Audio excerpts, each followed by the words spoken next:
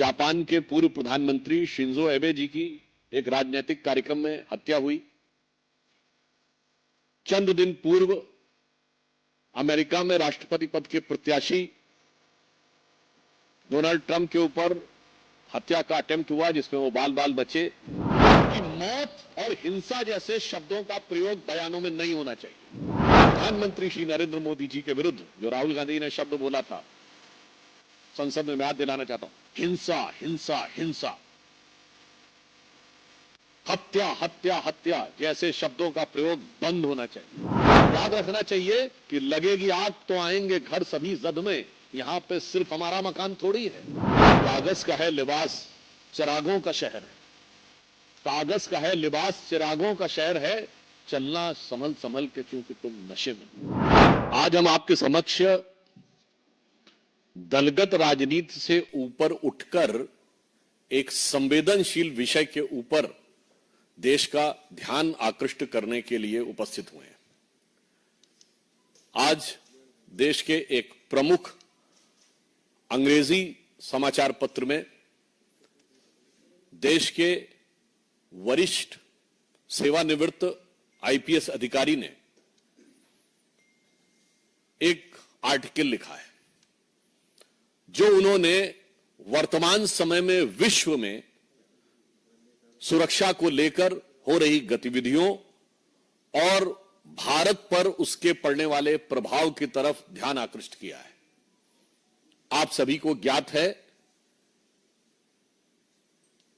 कि 1.5 वर्ष पूर्व जापान के पूर्व प्रधानमंत्री शिंजो एबे जी की एक राजनीतिक कार्यक्रम में हत्या हुई। चंद दिन पूर्व अमेरिका में राष्ट्रपति पद के प्रत्याशी डोनाल्ड ट्रंप के ऊपर हत्या का अटेम्प्ट हुआ, जिसमें वो बाल बाल बचे।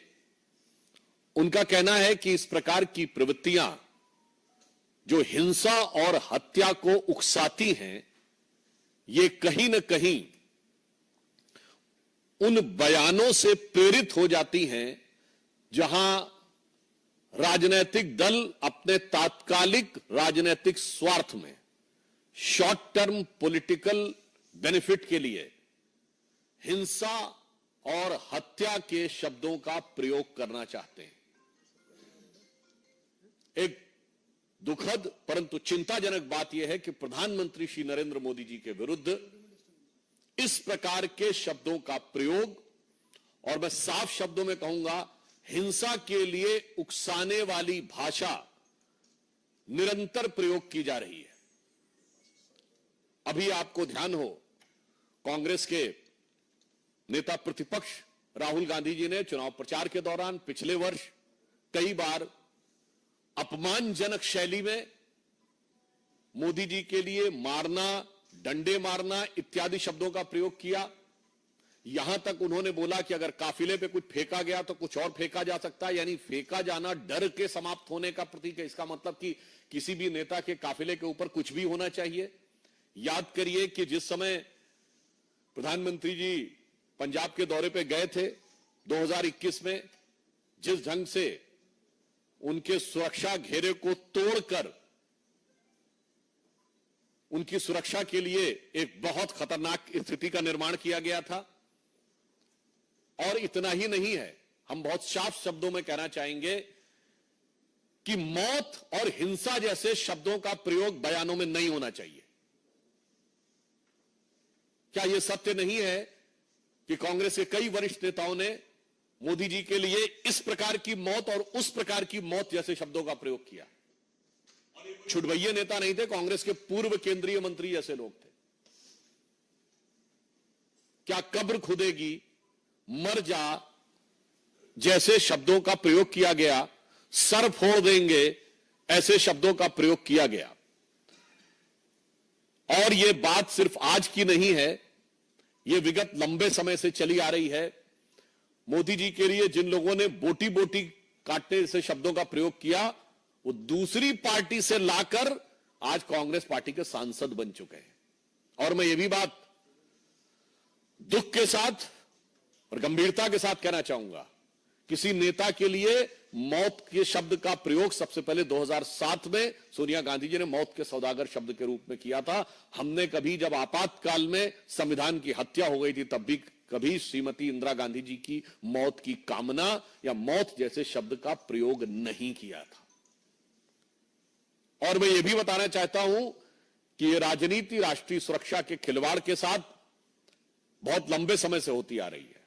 मैं आप सबका ध्यान यह भी आकृष्ट करना चाहूंगा कि जब कांग्रेस सत्ता में थी तो भारत के ही नहीं दुनिया की इन्वेस्टिगेटिव हिस्ट्री का एक विचित्र उदाहरण है इशरत जहां केस, जहां उस समय तत्कालीन सरकार की दो एजेंसीज इंटेलिजेंस ब्यूरो और सीबीआई दोनों ने कहा कि इशरत जहां टेररिस्ट है।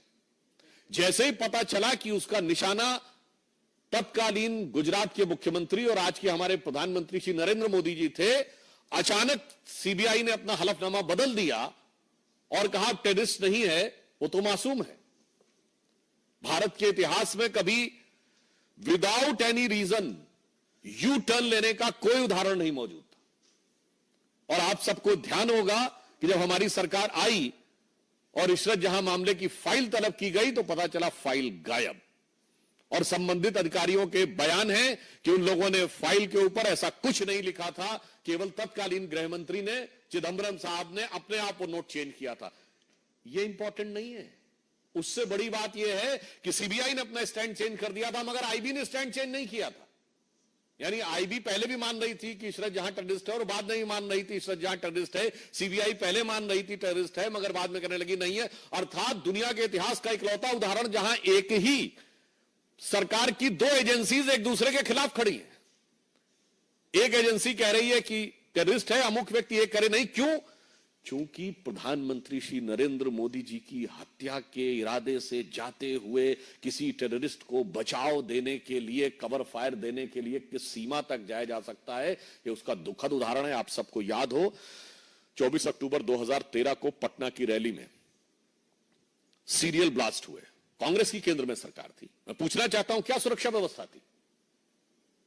नरेंद्र मोदी जी को Z+ सिक्योरिटी थी और उसी सभा में हमारे तत्कालीन राष्ट्रीय अध्यक्ष और वर्तमान रक्षा मंत्री राजनाथ सिंह जी भी थे, उनके पास भी Z+ सिक्योरिटी थी सेंट्रल गवर्नमेंट की। दो नेता जिनके पास Z+ सिक्योरिटी हो सेंट्रल गवर्नमेंट की, और उसके लिए केंद्रीय सरकार ने क्या व्यवस्था की थी। इसलिए सुरक्षा और नेताओं की जान की कीमत पर राजनीति होनी चाहिए। इसके उलट हम बताते हैं, राहुल गांधी जी की यात्रा निकली, उनके बाद भी Z+ सिक्योरिटी है। कश्मीर में आप सब ने देखा कि कितने मधुर मनोभावों के साथ भैया और बहन बर्फ के गोलों के साथ खेल रहे थे उस संवेदनशील जगह पे। केंद्र सरकार ने व्यवस्था सुनिश्चित की। मणिपुर जैसी जगह पे जहां इतना संवेदनशील है, उनकी यात्रा निकली और पूरा रूट सैनिटाइज करना और सारी व्यवस्था सुनिश्चित की गई। इसलिए मैं कहना चाहता हूं कि भारत की राजनीति में राजनीति अपनी जगह है, नेताओं के साथ प्रतिस्पर्धा अपनी जगह है, मगर प्रधानमंत्री श्री नरेंद्र मोदी जी के विरुद्ध जो राहुल गांधी ने शब्द बोला था संसद में, मैं याद दिलाना चाहता हूं, हिंसा हिंसा हिंसा, हत्या हत्या हत्या जैसे शब्दों का प्रयोग बंद होना चाहिए। दुनिया में इसके उदाहरण दिख रहे हैं, भारत में इसके परिणाम खतरनाक हो सकते हैं। यदि आप लोकसभा में नेता प्रतिपक्ष बने हैं, वैसे तो आप सबने सुना होगा जीत का जश्न होता है, जीत का उत्साह, मगर यहां हार का उत्साह है। तो उस हार के उत्साह में मैं कहूंगा उत्साह से उच्छृंखलता, उच्छृंखलता से उद्दंडता की तरफ मत जाइए, परिपक्वता का प्रदर्शन करिए। इसलिए मैं पुनः जहां से मैंने प्रारंभ किया था वहीं पे सभी राजनीतिक दलों से आग्रह करता हूं कि हिंसा और हत्या जैसे शब्दों का प्रयोग, किसी के प्रति आक्रमण, मारना, पीटना, कब्र खुदेगी जैसे शब्दों का प्रयोग बंद होना चाहिए। चूंकि याद रखना चाहिए कि लगेगी आग तो आएंगे घर सभी जद में, यहां पे सिर्फ हमारा मकान थोड़ी है। तो मैं सभी दलों से यह आग्रह करता हूं, विशेषकर कांग्रेस पार्टी से, कि प्रधानमंत्री श्री नरेंद्र मोदी जी के प्रति आपके मन में एक इंफीरियरिटी कॉम्प्लेक्स है, आप एहसास कमतरी से वाबस्ता हैं, माना, आपके मन में ईर्ष्या है, आपके मन में द्वेष है, आपके मन में कुंठा है, मगर उस कुंठा को हिंसा और मौत जैसे शब्दों तक ले जाने से बचिए। अन्यथा मैं एक पंक्ति के साथ समाप्त करना चाहता हूं, जो सभी नेताओं के लिए, जो मोदी जी के लिए नफरत रखना चाहते हैं, उन्हें ध्यान रखना चाहिए कि देश के सौहार्द वातावरण में कोई प्रोवोकिंग बात नहीं करनी चाहिए कि कागज का है लिबास चिरागों का शहर है, कागज का है लिबास चिरागों का शहर है, चलना संभल संभल के चूंकि तुम नशे में हो। तो ये हार के उत्साह के नशे से बाज आइए और समझदारी के साथ आचरण दिखाइए। धन्यवाद।